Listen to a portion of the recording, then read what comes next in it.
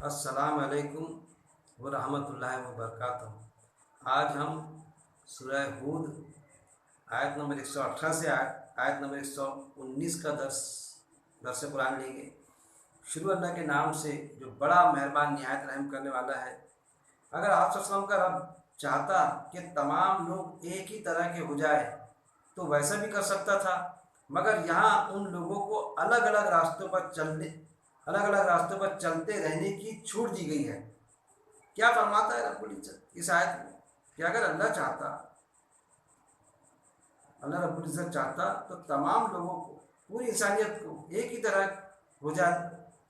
طرح کا بنا ڈالتا، ویسا بھی کر سکتا تھا۔ جیسا قرآن کے دوسرے مقامات میں بھی یہ آیا ہے کہ ہم چاہتے تو تم کو ایک ہی امت بنا دیتے، یعنی سب کیا ہوتے؟ اللہ کے فرما بردار ہوتے، کسی طرح کا کوئی امتحان ہی نہیں رکھتا اللہ تعالیٰ۔ اس طرح بھی اللہ کر سکتا تھا، لیکن مگر یہاں ان لوگوں کو الگ الگ راستے پر چلتے رہنے کی چھوٹ دی گئی ہے کہ دراصل دنیا میں جو بھیجا گیا انسان کو، تو وہ ہم سمجھے کس لیے بھیجا اللہ تعالیٰ نے؟ آزمائش کے لیے بھیجا کہ اس کو آزمائے۔ اور کس لیے آزمائے؟ تاکہ وہ اپنی وراثت حاصل کرے۔ انسان کی وراثت کیا ہے؟ ہر انسان، اس کی وراثت جنت ہے اصل، لیکن جنت کو حاصل کرنے کے لیے اس کو امتحان میں اترنا ہے دنیا میں، کہ وہ اللہ کے احکامات کے مطابق، اللہ کے قاعدے کے مطابق زندگی بسر کرے اور اپنی وراثت حاصل کرے۔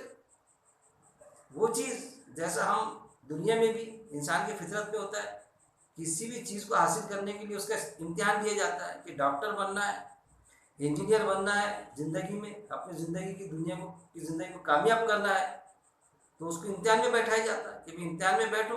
اب سارے لوگ اگر اس میں پاس کر دیے جائے امتحان میں کہ بھئی بس جتنے بیٹھیں گے سب پاس ہو جائیں گے، پڑھو چاہے مت پڑھو، بس نام ماتر کا دکھاوے کا امتحان ہو اور سب پاس، سب ڈاکٹر بن جائے، سب انجینئر بن جائے، تو پھر امتحان کا جو کیا ہے اس کا مقصد ہی فوت ہو جائے۔ وہی چیز اللہ تعالیٰ یہاں پر بیان کر رہا ہے کہ اللہ جو ہم سمجھ آتا ہے نا قرآن میں کہ اللہ ہر چیز پر قادر ہے۔ اس سے انکار نہیں کیا جا سکتا کہ اللہ ایسا بھی کر سکتا تھا کہ پوری امت کو ایک ہی امت بناتا، ساری انسانیت کو ایسا بناتا کہ بس اللہ کی فرما برداری میں لگ جائے۔ یہ بھی کر سکتا تھا اللہ تعالیٰ، لیکن اللہ نے نہیں کیا، اور ایک قاعدہ اتارا قرآن، اور انسان کو کیا موقع دیا کہ چاہے اللہ کے طریقے پہ چلے چاہے شیطان کے طریقے پہ چلے۔ پھر اللہ نے ایسا کیوں کیا؟ یہ بھی ایک سوال پیدا ہوتا، کیوں کیا؟ اگر اس کا جواب قرآن میں دیا ہے اللہ تعالیٰ نے تو واقعی ہم اس چیز کو مانیں گے، اس جواب کو تلاش کریں گے، یا جس کو معلوم ہے وہ جواب پیش کریں گا کہ اللہ نے کیوں کیا۔ تو جب ہم قرآن کا مطالعہ کریں تو ہم کو معلوم ہوتا وہ چیز کہ اللہ نے کیوں کیا۔ جیسا انسان کو بنایا، قرآن میں ذکر ہے، فرشتوں سے کہا بنانے کے پہلے کہ میں ایک انسان بنانے والا ہوں، میں مٹی کے گارے سے، تو فرشتوں نے اس پر اعتراض کیا کہ اللہ یہ تو خون ریزی کرے گا دنیا میں جا کے، اس طرح سے اعتراض کیا نا انہوں نے۔ ان کو معلوم تھا کہ جس مٹی سے بنایا جا رہا ہے تو اس کی مٹی سے وہ جو اس میں کیا صفت ہوں گی، جیسا ہم کو معلوم ہوتا ہے نا کہ کہیں پر کوئی آگ میں گیا تو کیا ہوگا، آگ میں گیا تو جل جائیں گا، یہ ہوتا۔ لیکن اگر عقل مند رہا تو ہو سکتا بچ کر بھی آ جائے، جل کے مر جائے گا، ایسا نشچت اور پکا طے نہیں ہے۔ اللہ چاہے تو اس کو کچھ فارمولہ سجا دے، اس میں سے آگ میں سے بچ کے نکلے۔ تو گویا کہ فرشتوں کو یہ معلوم تھا کہ وہ خون ریزی بھی کریں گا، تو انہوں نے اعتراض کیا اللہ، لیکن ایک پہلو معلوم تھا، دوسرا پہلو نہیں معلوم تھا کہ خون ریزی کرے گا لیکن ہمدرد بھی ہوگا، اپنی وراثت بھی حاصل کریں گا اللہ کے احکامات کے مطابق زندگی بسر کر کے۔ اب جب وہ ہوا تو فرشتوں نے اس چیز کو مان لیا۔ جب انسان نے جب نام گنائے ساری چیزوں کے، مطلب فرشتوں کو اس پر بھی درس ہے میرا کہ کون سے فرشتے کے ذمہ کیا ہے، کیا کیا ورکنگ کریں گا۔ وہ جب اللہ نے اس کو بتا دیا، پھر اس کو معافی مانگنا بھی سکھا دیا، وہ بھی الفاظ سکھائے کہ وہ معافی کیسا مانگے، کیسا طلب کرے۔ تو آدم السلام سے جو غلطی ہوئی، انسان سے جو غلطی ہوئی، وہاں پر جو شیطان نے بہکایا تو اس کی غلطی کی معافی بھی وہاں پر مانگ لی آدم السلام نے۔ یہ ساری چیزیں ہم کو قرآن میں مل رہی۔ تو پھر انہوں نے مان لیا، پھر انسان کو بنایا، اور پھر کہا اللہ نے فرشتوں سے کہ سجدہ کرو اس کو، تم سے اپنے آپ سے افضل مانو۔ تو شیطان ابلیس نے سجدہ نہیں کیا، اس کو سرنڈر نہیں ہوا، اس کو افضل نہیں مانا، اور آبجیکشن ڈالا کہ اللہ تعالیٰ میں تو اس سے افضل ہوں، میں تو آگ سے بنا ہوں. تو اللہ نے اس کو مردود کہا، چل نکل یہاں سے. پھر شیطان نے اللہ سے بغاوت کی، تو پھر شیطان نے انسان جب دنیا میں جائے گا اور ایسا ایسا کرے گا تو دنیا میں جانے والا ہے. یہ بھی شیطان ابلیس کو معلوم تھا کہ دنیا بنانے کے لیے انسان کو پیدا کیا گیا اور یہ دنیا میں جانے والا ہے. تو پھر وہ شیطان ابلیس نے اللہ پر آبجیکشن ڈالا، کہا کہ اللہ تعالیٰ جیسا تو نے میرے کو بہکایا، اس نے یہ کہا کہ یہ اللہ چاہتا تو مجھے بہکا بھی نہیں سکتا تھا، تو ویسا اللہ تعالیٰ مجھ کو مہلت دے کہ میں انسانوں کو بہکاؤں. اس انسان کو کب تک کے بہکاؤں؟ قیامت تک بہکاؤں. جب جسم اور روح کے جوڑ ملا دی جائیں گے اس وقت تک کے بہکاؤں گا. تو اللہ نے شیطان ابلیس کو، اس پر میرے سارے دروس موجود ہیں، پھر بھی میں ریپیٹ کر رہا ہوں اس دروس میں اور ڈیٹیلس میں ہے. تو شیطان ابلیس کو اللہ نے اجازت دیا کہ جا، میں نے تیرے کو یہ اجازت دی، یہ پرمیشن دی کہ جا قیامت تک کے بہکانا. جو میرے مخلص بندے انسان وہ تجھ سے نہیں بہکیں گے. پھر شیطان کو جیسے اللہ نے اجازت دی، اب یہاں سے اس آیت کی شروع ہوتا کہ اس آیت کو سمجھنا ہم یہاں سے سمجھیں گے. جب شیطان ابلیس کو اللہ نے اجازت دے دی بہکانے کی، اور شیطان کو بہکانے کی اجازت کے بعد میں اگر انسان کو اللہ تعالیٰ اس طرح باندھ لیتا کہ جیسا ہاتھ کے پرٹیکولر ایک کام ہے، آنکھ دیکھنے کا کام کرتی، منہ کھانے کا، دانت چبانے کا کام کرتے، کان سننے کا کام کرتے، زبان مزہ چکھنے کا کام کرتی. ہر اعضا کے ہمارے پرٹیکولر کام ہے اور اس سے ہم بندھے ہوئے ہیں کہ ہم کسی اعضا سے، جسم کے کسی حصے سے اس کے علاوہ کوئی دوسرا کام نہیں لے سکتے. کہ زبان چکھنے کا کام کرتی تو کوئی دوسری اعضا سے وہ کام لے لیا جائے، یہ نہیں ہو سکتا. یہ اس طرح سے باندھ کے رکھا. اسی طرح اللہ تعالیٰ انسان کو ایسا باندھ کے بھیج دیتا کہ اس کے معاملات میں بھی اسے باندھ دیتا انسان کو کہ غلط کام کرے گا، اللہ کے بتائے گئے راستے کے مطابق زندگی نہیں بسر کرے گا تو کیا ہوگا؟ جیسا کام کر ہی نہیں سکے گا. جیسا سیکس غلط طریقے سے کیا تو ایک دم اس کو تکلیف ہونا شروع ہو جائیں گی، یا پھر چوری کر کے مال کھایا، سیکس یعنی ہم جنسی بغیر نکاح کے کیا تو اس کو تکلیف ہونا شروع ہو جائے گی، تو وہ کر نہیں پائے گا یا ہو نہیں پائیں گے اس سے. یا پھر بھوک لگی، کھانا کھانے کی حاجت رہی، پیاس کی حاجت رہی، حلال طریقے سے حلال طرح سے کھایا تو پیٹ میں بھوک اس کی وہ پوری ہوگی. اور اگر حرام طریقے سے بغیر دعوت کے کھا گیا یا حرام طریقے سے کما کے کھا گیا پیٹ میں تو لیٹرین لگ جائیں گے یا پیٹ میں درد ہو جائے گا. یا پانی پیا غلط طریقے سے، ناجائز طریقے سے، تو ایک الگ نقصان ہو جائے گا. پیشاب میں جلن شروع ہو جائیں گی یا پیشاب ہی نہیں ہوگا، وہ پانی سے تکلیف ہونا شروع ہو جائیں گی. تو پھر تو شیطان کا یہ آتا تھا کہ اللہ تعالیٰ تو نے انسان کو ایسا باندھا کہ میں اس کو بہکا بھی نہیں سکتا، کہ میں بہکاؤں تو کیسا بہکاؤں. وہ چیز جیسا ہوتا ہے نا، کسی سے ہمارا ایک فطری دین ہے اصل میں اللہ کا دین، کہ کسی سے ہمارا جھگڑا ہو جائے اور وہ ہم کو کہے کہ ٹھیک ہے میں چیلنج کرتا ہوں تم کو کہ تم اب آ جانا وہاں پر باہر، گھر کے باہر نکلنا، میں تم کو پچھاڑ کے بتاتا، تم کو مار کے بتاتا، اور ہم نے اس کا چیلنج قبول کیے کہ ٹھیک ہے تیرا چیلنج قبول ہے، میرے کو تمہیں مار کے بتانا،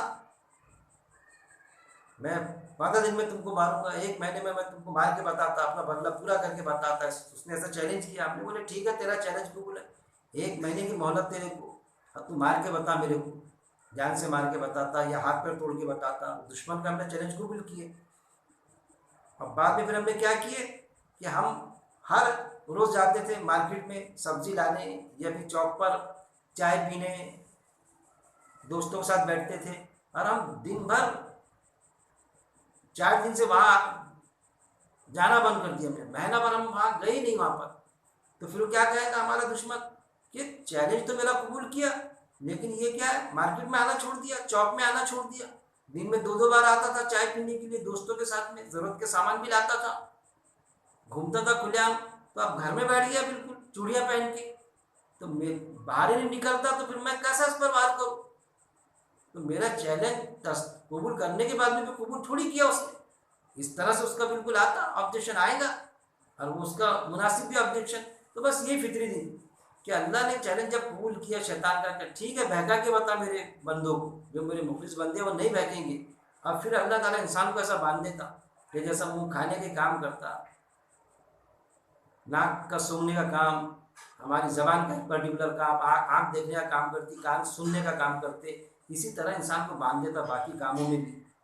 تو پھر شیطان کا آبجیکشن آتا تھا کہ اللہ تو نے جیسا اس نے پہلے اللہ کا آبجیکشن ڈالا، حالانکہ اس کے آبجیکشن سے اللہ کو کوئی فرق نہیں پڑتا، لیکن پھر بھی اس کا چیلنج اللہ نے قبول کیا کہ بہکا کے بتا. تو پھر اور اس کا آتا ہے کہ اللہ تو نے تو انسان کو باندھ دیا. تو اللہ نے کیا کیا؟ انسان کو خود مختاری دی، چاہے تو شیطان کے طریقے سے چل لے، زندگی گزار لے، چاہے اللہ کے طریقے.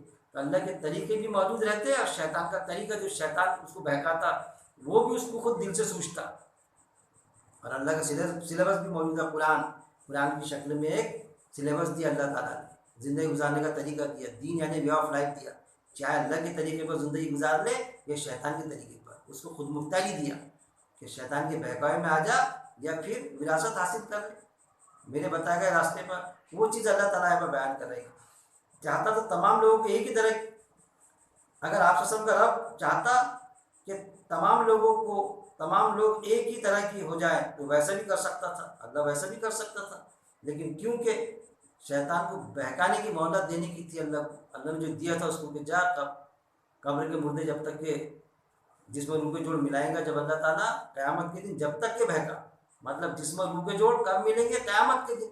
لیکن ہم 40 قدم میں ملا دیتے، ویسا بھی کر سکتا تھا. مگر یہاں ان لوگوں کو الگ الگ راستے پر چلتے رہنے کی چھوٹ دی گئی. کیوں دی گئی؟ الگ الگ راستے پر اللہ تعالیٰ نے انسانوں کو چلنے کی چھوٹ دی ہے. کیوں دی؟ کہ شیطان کا چیلنج اللہ نے قبول کیا کہ یا تو میرے راستے پہ چل لو یا شیطان سے بہک جاؤ، اس کے بہکاوے میں آ جاؤ اور اس کا راستہ اختیار کر لو. مگر جو بھی حق، پھر آیت نمبر 119، مگر جو بھی حق بات میں اختلاف کرنے سے بچ گیا تو اس نے آپ قسم کے رب کی رحمت حاصل کر لی. پھر کیا فرمایا اللہ تعالیٰ نے کہ خود مختاری تو دی اللہ تعالیٰ نے، لیکن جو بھی خود مختاری دینے کے بعد میں بھی جو بھی حق بات میں اختلاف کرنے سے بچ گیا. حق بات کہاں موجود ہے؟ قرآن میں موجود ہے میرے بھائی. حق بات قرآن میں موجود ہے، اور اس کے علاوہ جو بھی بات ہے وہ ساری کی ساری ناحق بھلے ہی نہیں ہے، لیکن اگر قرآن سے جڑتی تو وہ حق ہے. یہ قرآن میں موجود ہے. جانچنے والا اعلیٰ قرآن میں موجود ہے تو وہ بات حق ہے. اگر قرآن کی بات سے ٹکراتی تو کتنی بھی کڑی لے کر آ جائے، کتنی بھی چینل لے کر آ جائے تو وہ بات حق نہیں ہو سکتی، کیونکہ اللہ کے رسول صلی اللہ علیہ وسلم نے قرآن کے علاوہ کوئی کتاب نہیں دی لکھا کے گئے اس دنیا سے. 200-250 سال بعد حدیث لکھے گی، تو جو بات قرآن کی آیت سے ٹکرائے گی تو وہ بات حق ہو ہی نہیں سکتی. اللہ کے رسول صلی اللہ علیہ وسلم دو بات بول ہی نہیں سکتے. ایک قرآن میں کچھ بات بولے گی، دکھایا آپ صلی اللہ علیہ وسلم نے آیت قرآن کی وہی جو نازل ہوئی، اور ایک جو حدیث میں آ جائے کہ جو اس عقائد سے ٹکرائے، جو قرآن کی آیت سے ٹکرائے، وہ بات حق ہو ہی نہیں سکتی. یہ چیز کو ہم کو سمجھنا چاہیے، یہ چیز ہمیں سمجھنا چاہیے. مگر جو بھی حق بات میں اختلاف کرنے سے بچ گیا، یعنی قرآن کی بات میں اختلاف کرنے سے بچ گیا، تو اس نے آپ کے رب کی رحمت حاصل کر دی. یعنی قرآن کی بات میں اختلاف، جیسا قرآن کہتا ہے کہ دوزخ سے نہیں نکلیں گے، لیکن اختلاف دوزخ سے نکل جائیں گے. قرآن کہتا ہے، اللہ کہتا ہے کہ قیامت اچانک آئے گی، لیکن نہیں، عیسیٰ السلام آئیں گے اس کے بعد میں قیامت آئے گی. یہ ساری چیزیں، اور اسی لیے اس نے، اور اسی طرح کی کئی چیزیں ہیں، کئی نہیں لیکن کچھ تو ہے کئی جگہ پر، کئی مقامات پر جو قرآن کے عقائد سے ٹکراتی ہوئی چیزیں، اور اسی لیے اس نے ان کو پیدا کیا تھا. اس نے آپ کے رب کی رحمت حاصل کر لیا، اور اسی لیے اس نے ان کو پیدا کیا تھا. پھر اللہ نے انسان کو پیدا کیوں کیا تھا؟ اسی لیے تو پیدا کیا تھا کہ وہ اپنی وراثت حاصل کر لے، اللہ کے قاعدے کے مطابق زندگی بسر کر لے. اللہ کا مقصد ہی وہ تھا.